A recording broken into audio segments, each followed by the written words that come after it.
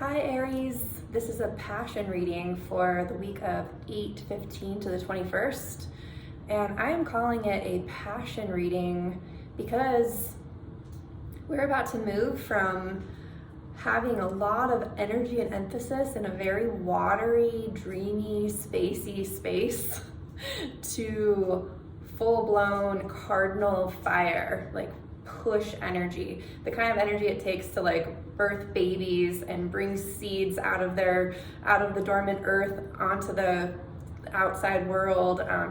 This Cardinal Fire is unique. If you identify as an Aries, you have an Aries rising, or you're an Aries sun, you probably are familiar with this energy, this energy of like, I just want to make it, I want to push it, I want to individuate it, I want to pioneer it, I want to do it. Like it's masculine energy and can be used by both women and men. We need fire to create things. And as you know, when we're in a dream sort of like watery space, we can have a lot of really great ideas, but the rubber doesn't really hit the road until we put some fire into the system and make it happen. And so we're about to move into a period of time where we will naturally be able to utilize nature's fire, nature's natural inclination to put on some heat, and it's gonna burn off a lot of steam in one area of our lives and really turn up the heat in another. So today I'm gonna talk to you a little bit about where that's happening for you, where it's happening for each of the signs. If you're an Aries sun, please be sure to watch your rising sign as well, because I'm going to not only talk about where the Aries energy is showing up, but also how to kind of balance that energy, that fiery energy, with Libra. And so we're going to look at the house opposite where you have Aries. For you, Aries, obviously, if you're Aries rising, you have this in your first house. And what this will mean for you is that you've definitely gone through a very long period of discovering yourself and coming to emotional maturity, and you've probably been letting a lot of old habits and karma and behaviors and just letting all the old cycles die. I mean, in some ways with Aries rising, you're part of the natural process. It's like you've just completed a winter when it comes to like who you are and your character. And so you're about to experience a huge emergence of the individuation of who you are, of this, like, it's not necessarily sovereignty, it's more like this is who I am, this is how I rock, this is what I think, this is what I'm doing, like I'm just gonna do this. And I'll tell you, you probably, as an Aries, you probably have that down pretty well. But what I want to share with you is sometimes that fiery energy can actually blow us out to a certain extent. And what I'm doing as a human right now is I'm actually learning integration. So I'm integrating both of the polarities, both sides of the pole. I'm creating some cohesiveness and harmony between both sides of the pole. And so I'm sharing that in all these videos because I really want to let people know that there's other ways of approaching that will create even more flow state in their lives. And so for you, even though you've got all this like determination, balancing that fire with your relationships, with bringing in like friendships. This is the seventh house, actually is the house where we actually learn how to trust. We learn who we trust, how to trust.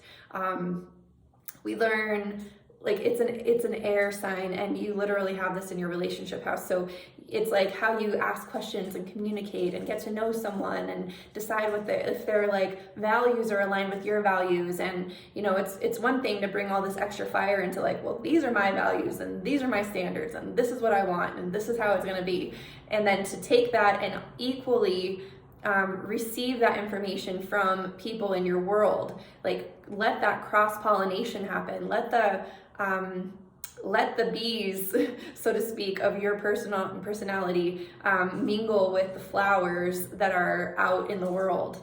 And let it be a really fruitful spring where you're not really asserting your independence necessarily, even though independence is wonderful. Let it be like you're a sovereign being that's attracted to other sovereign beings that are doing exactly the same thing. They're also stating their preferences and getting clear on themselves. Like, every person's experiencing Aries season. It's kind of a time. And if we can actually encourage the other side, we'll actually avoid maybe like isolation. I don't know about you, but always around this time I end up actually, going a little bit into isolation because I'm kind of going into some of the shadow sides of Aries. And this year is totally different because I actually learned that balancing these polarities and bringing them into more relationship and harmony is actually going to nourish my whole life. So Aries, we are gonna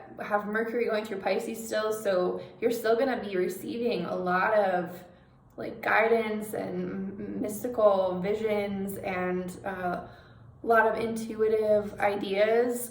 So let those inform the way that you assert yourself and express yourself, and how you choose to trust the other people in your world, how you choose to lean in and discover more about people. So I'm just gonna pull a card for each of the signs. These have been really helpful because they're just another divine perspective that we can keep in mind as we're traversing these new territories.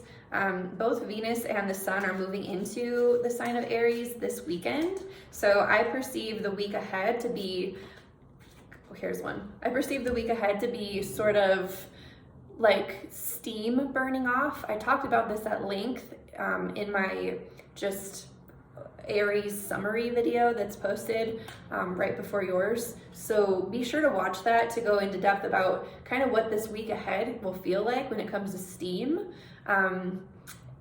But yeah, okay, so the card I pulled for you is actually the Four of Swords. And the Four of Swords is kind of a card that speaks to being at rest. So, it could be that as we enter Aries season, you actually feel like the world is finally right again. like you're, of all the signs, this fire actually makes you feel like you can finally take a rest. You can it's like finally you're congruent. It feels like your nature. It feels like everything's not weird anymore. Everything's straightforward. People are finally behaving less like, I don't know, so you can put your guard down. You can lay down your sword, and you can allow there to be some foundation of rest for you. Sometimes they call this card like the card of stalemate, like where things are kind of stalled, but I don't read this card that way at all. I see this as a moment where you take a pause and you just take a nice deep breath and recognize that everything's exactly as it should be. So I hope that you found this helpful, Aries.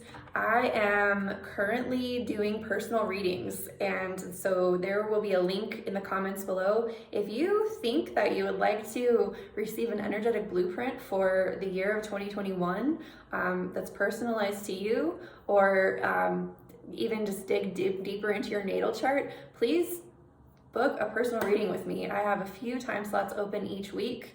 It's pretty limited because I've got just a tiny window of time to do these personal readings. So please book one if it feels like it's right for you, and I will see you next time.